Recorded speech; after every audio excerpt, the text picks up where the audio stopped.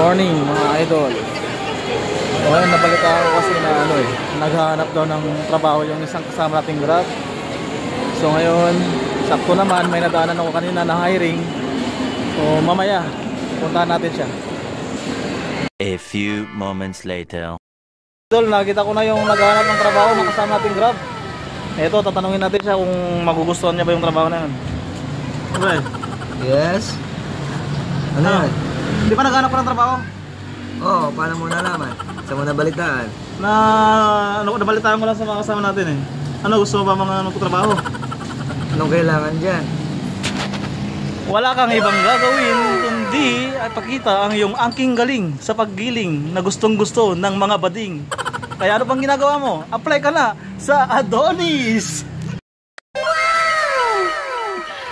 Sana all. Ang galing!